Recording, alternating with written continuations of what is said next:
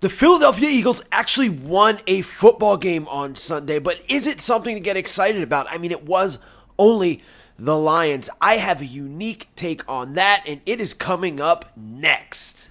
The following announcement has been paid for by the ENN Podcast. He has a good energy, you guys. Yeah. Can you believe it? Can Sports. you feel it? Can you feel that excitement? The merchandise, wearing the hats. Chris Wilde here live from Lincoln Financial. And I'm telling you, if you let Eli Manning walk into that stadium, Music. Wow. man, again, and I hate to do this again, but these are goosebumps. Whoa! And more. What's his next book gonna be called? Spineless? Mike.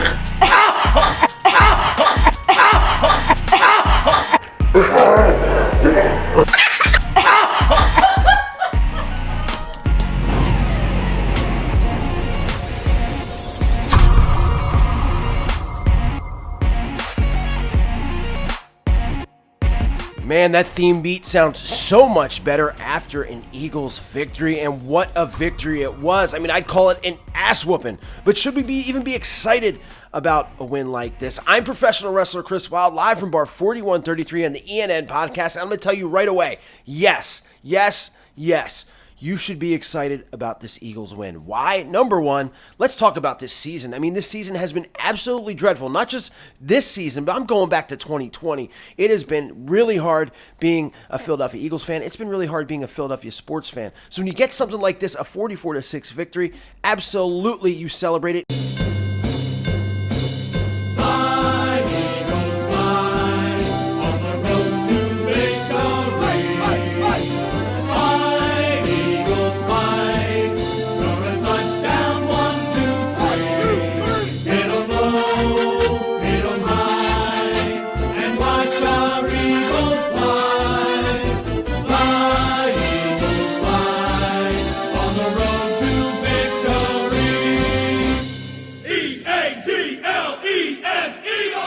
Even if it was against the now 0-8 Detroit Lions, a team that could probably be beaten by a group of friends that you invite over your house for a Halloween party or your Thanksgiving party or Christmas carolers. I mean, this team was so bad, I just can't get over how bad the Detroit Lions were. And I'm sitting at my house, I'm sitting at bar 4133, watching the game with my dad, and I look over and I'm just telling him, like, this Detroit Lions team is bad.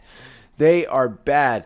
Normally during games, I'm up, I'm excited, I'm yelling, I'm screaming. Now, this was an enjoyable game, but there was nothing to really get that excited about because, again, this is a bad Detroit Lions team. They had absolutely no chance. At one point, Jared Goff looked at the camera like, get me out of here. I almost was expecting him to hold up a sign that said help. I mean, he was getting his ass beaten left and right all game long. It was 4 or 5 sacks, I believe.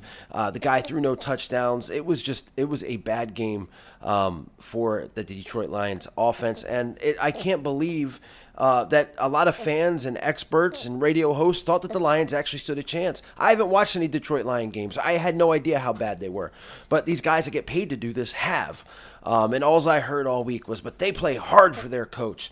They've got a football guy as a coach. And, you know, we all made fun of, myself included, the Nick Sirianni flower promo or flower speech that he had about, you know, you don't know what's happening in the soil, but eventually a flower is going to grow out of it. And we all laughed at him and said, there's no way these players are going to play for a guy that says that. These are football players that go to war every Sunday. They're not going to listen to this flower power bullshit, right? They're not. They're not going to play for him. We want the guy that is talking about ripping off kneecaps and would set himself on fire to motivate his team, that at practice had a live lion. This is the guy. The Lions, they play for this guy. I mean, they lost to the Baltimore Ravens after a 66-yard field goal. This is a much better team than 0-7, and they're going to get their first win against the Philadelphia Eagles. Well, apparently the Lions fans didn't believe that shit because it was one of the most empty stadiums I've seen since COVID. And apparently, the Eagles players didn't believe it either. I guess flower power did motivate them because they came out on fire. And look, here's the thing. And I said in the beginning, it was going to be a unique take on why you should be excited or show some promise. Now, look, the Eagles face the Chargers, a much better team Sunday at home. Justin Herbert is not Jared Goff. The offense of the Chargers actually has weapons, and they're actually a professional NFL football team. And we know the Eagles, the teams they have beaten, are pretty bad. I mean, the Atlanta Falcons, the Carolina Panthers and now the 0-8 Detroit Lions. However, if the Eagles won this game doing the same stuff that they've been doing week in and week out, throwing, bad defense, not pressuring the quarterback, if they won that way, then I'd be like, you know what, it's the same shit. They just played a bad team. But they actually did stuff yesterday that was different. They did stuff that we've been begging them to do. They noticed the issues that they had for the entire season, and for whatever reason, they picked the worst team to put this new game plan into effect, as they had 236 rushing yards. The guy actually rushed the football. Nick Sirianni's probably getting yelled at right now by Jeffrey Lurie for running the football so much, but they did it with ease. The offensive line had a field day. Landon Dickerson, the rookie, was throwing guys around. Lane Johnson dominant. I mean, it was just an absolute pleasure to watch these guys violate the Detroit Lions defensive line. Boston Scott, my size, 5'6.5", had a day. Jordan Howard, how the hell, and this gets me mad, and this gets me pissed off, and you can also be pissed off while watching this game, how this guy was still in the practice squad. I don't understand it. All training camp I heard about how great he looked. He barely was used in the preseason, so you thought, okay, they're saving him for the season, and then he can't even make the full roster. It was just mind-blowing to me. This guy ran at will. He did what he wanted. He was a violent runner yesterday, and he looked like the Jordan Howard of old. I mean, this is a guy you've got to keep up. You know, Miles Sanders, when he was in there, now maybe they don't like Miles Sanders, but he just didn't finish off runs like these guys did. Kenny Gainwell was the backup running back for the entire season until yesterday. I just don't understand some of these decisions. Whatever it was, it worked yesterday, and you got to hope that you see this moving forward. This was a run-first team yesterday, which is what it should be with Jalen Hurts. And look, Jalen Hurts did not have a great day, did not have a bad day yesterday. I think he was 9 for 14. He had some awesome and amazing runs. Didn't throw any touchdowns. He basically managed the game as they ran the ball. Will we see this going forward? If the Eagles have a chance of winning, this is what they need to do, because they're not going to do it by pass. It's just not going to happen. Now, onto the defense. I ripped Jonathan Gannon into pieces last week. Look, he had a great game yesterday as a coach, but he's not off the hook with me. And here's the reason why. I called him a coward. I called him, words that I'm not going to say again because I don't have to censor it out. But look, it's easy to put pressure into blitz the worst offense, right? A team with they have no wide receivers. They have no deep threats. You don't have to worry about anything, basically. It's so easy to do that, and he did it yesterday. 5 sacks. Now, let's keep on going when you face Justin Herbert, and there is a Keenan Allen out there waiting to catch a deep ball if you don't, if you fail on the blitz. Let's see this happen next week. But neither way, the defense did its thing. The pressures were there. Josh Sweat, I mean, when he just, oh my goodness.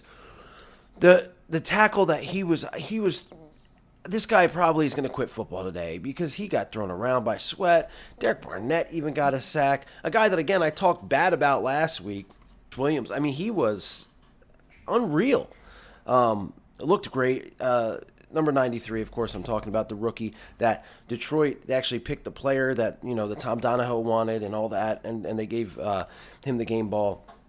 He looked good. Teron Jackson had a sack. I mean, it was just Darius Slay with the big turnover for the touchdown in his old team. I mean, nothing went wrong for the Eagles yesterday. Jalen Reagor got nicked up. You got to wait and see on his ankle. But other than that, I mean, I guess you could have asked for more from Devontae Smith and some of the wide receivers. I think Dallas Goedert, I think he had 72 yards. He looked great. The whole team just looked good, and they did different stuff, guys. They didn't do the same old bullshit. That's why it looks promising, and you might as well feel good about this, because I don't know when we're going to feel good about a win like this again, or when we're going to have a win like this again.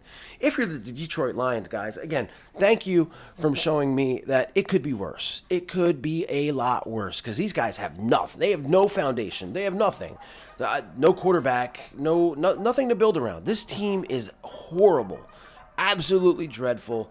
And it could be worse here, as at least the Eagles have some pieces that they can build around coming up next year. And that's all I got, guys. Just be happy with the win. 44-6. Again, it wasn't, a lot of people thought the Eagles were going to lose, and the people that thought the Eagles were going to win were like, oh, they'll win by a field goal, or it's going to be, a 6-point game. Like, they went out there and just destroyed this team, manhandled, had their way with them.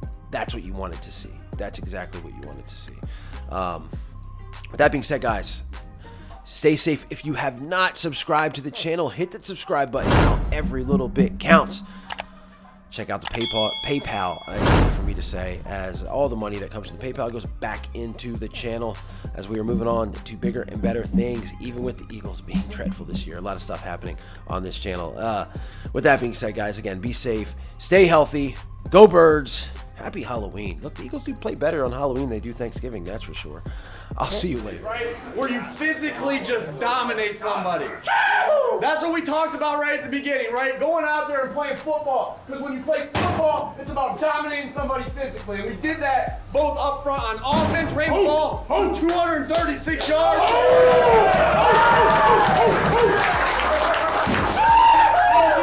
Up front on defense, 6 sacks, a number of hurries. They ran for 50 yards. Quick stop.